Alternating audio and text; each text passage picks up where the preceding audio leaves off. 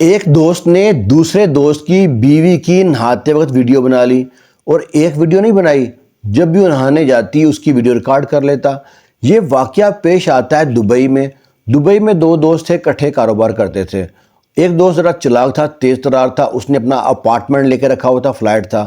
اس کی جو بیوی تھی وزٹ پہ آتی جاتی رہتی تھی، اور باقی دنوں میں جو اپارٹمنٹ تھا وہ خالی رہتا تھا۔ جو دوسرا دوست ہے وہ کہتا ہے یار میں فیملی لے کے آ رہا ہوں 3 ماہ کے لیے، تو میرے کو ایک اپارٹمنٹ درکار ہے، تو کیوں نہ میں تمہارا اپارٹمنٹ لے لوں، 3 ماہ کی تو بات ہے۔ تو وہ کہتا ہے میں کہاں جاؤں گا؟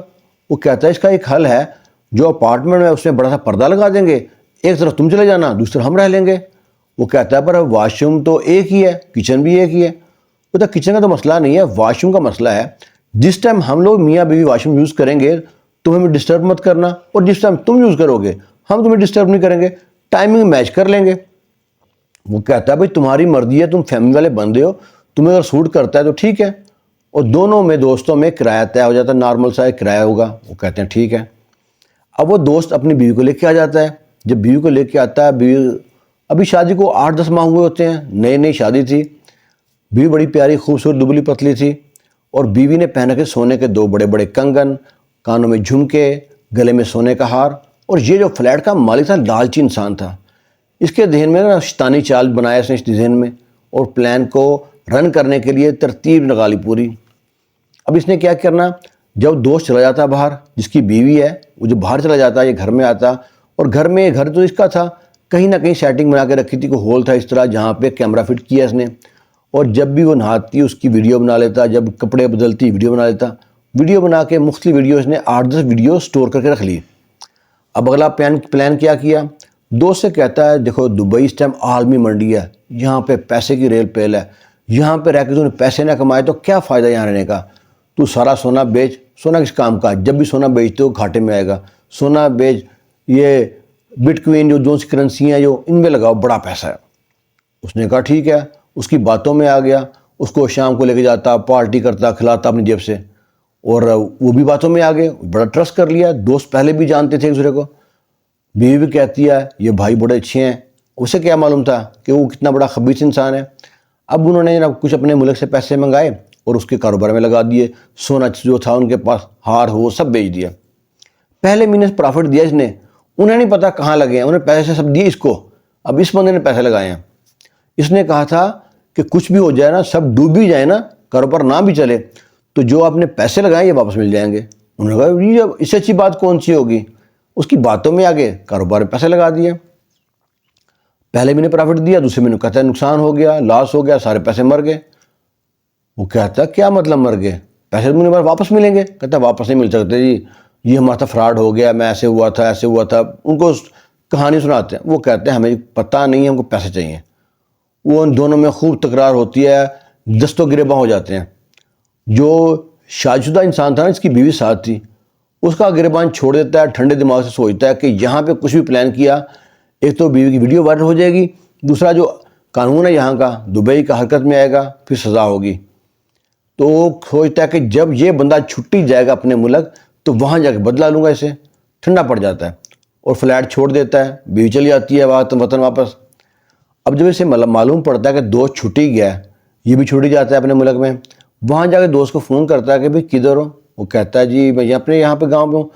کہتا ہے جو ہو گیا سو ہو گیا، مٹی ڈالو اس پہ، ہم دوست تھے، اچھے تھے، نقصان ہونا تھا، انہیں قسمت میں لکھا تھا، آؤ بیٹھتے ہیں گپ شپ کرتے ہیں۔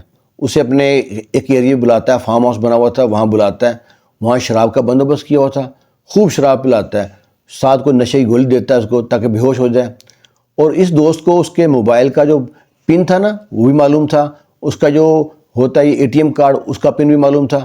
اب اس کو بلا لیا وہاں پہ بلانے کے بعد اس نے اس کا جب دیکھا بے ہوش ہو گیا، جیب سے موبائل نکالا، شراب شروع پلانے کے بعد جیب سے موبائل نکالا اور پن کھول رہا ہے۔ جب جو ہی پن کھول کے بھی ویڈیو ڈھونڈ رہا ہے کہ ویڈیو کہاں رکھی ہے، اتنے میں اس دوست کو ہوش آ جاتی ہے۔ جب وہ دیکھتا ہے کہ میرے موبائل میں چھیڑخانی کر رہا ہے، اسے سمجھ آ گئی تو پلان بنایا تھا اس نے اپنی بیوی کی ویڈیو ڈیلیٹ کرنے کے لیے، یہ جھپٹا مار کے موبائل چھینا ہے۔ اب دونوں میں ہاتھ تھاپائی شروع ہو گئی۔ جو بیوی کا جس کا ویڈیو بنا تھا نا، وہ اپنے دوست کو مارنا نہیں چاہتا تھا، وہیں پہ ٹیبل پہ فروٹ والی چھری پڑی تھی، اس کی گردن دبائی ہوئی تھی، اب اس کو اپنی جان پیاری تھی، اپنی جان بچانے کے لیے چھری دے ماری اس دوست کو جس کو نشے میں بے ہوش کیا تھا۔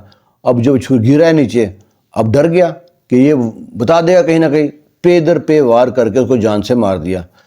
سارے کپڑے، سارا کمرہ خون سے لت پت ہو گیا، بڑا پریشان، منہ ہاتھ دھوئے، کپڑے بدلے، باہر چلا گیا، گھومتا رہا، گھر میں لاش پڑی ہے، خون بہی جا رہا ہے، اور باہر گھومتا جناب گھر آیا رات کو۔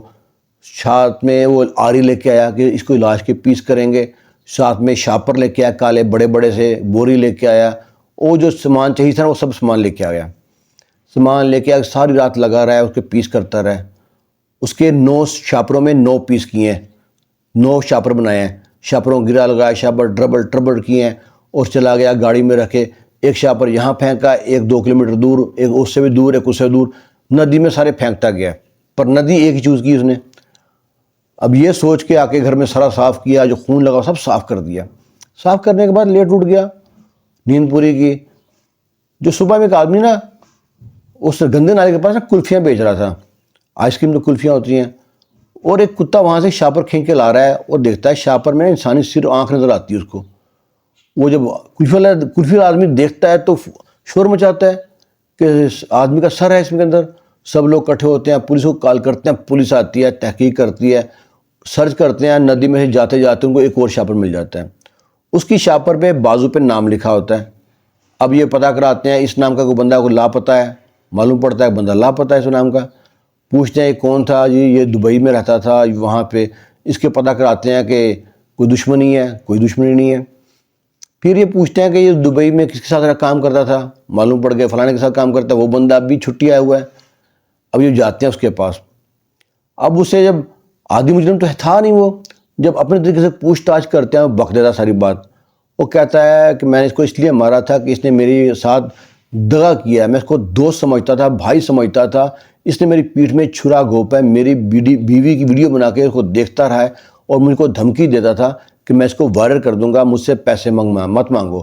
اس کو میں نے اپنے ملک کے 10-12 لاکھ روپے دیے تھے تاکہ کاروبار میں لگائے، وہ سارے پیسے ڈبو دیے اس نے۔ اب مجھے یہ تھا کہ جب یہ آئے گا تو اس سے بدلہ لوں گا، میرا بدلہ لینے کا مطلب یہ نہیں تھا کہ میں جان سے ماروں گا۔ اب وہ حادثائی طور پہ مر گیا ہے۔ وہ کہتا ہے کیا تمہارا کیا پلان تھا؟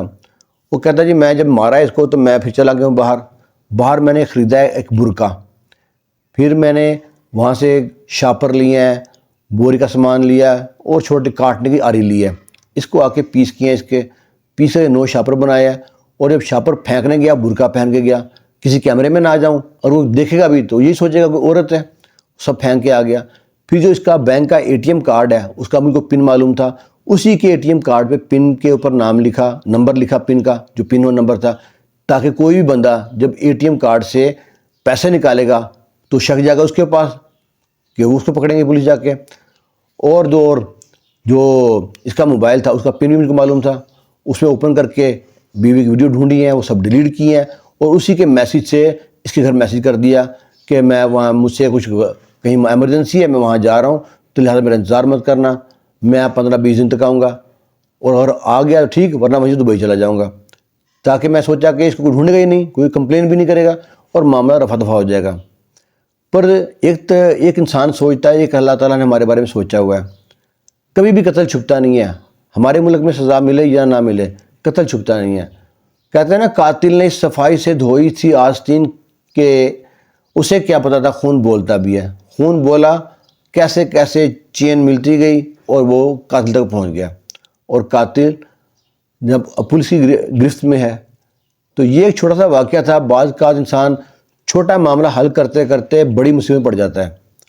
اللہ تعالیٰ سے ایک ہی دعا ہے کہ اللہ تعالیٰ دوست دے تو نسلی دے، ورنہ نہ ہی دے۔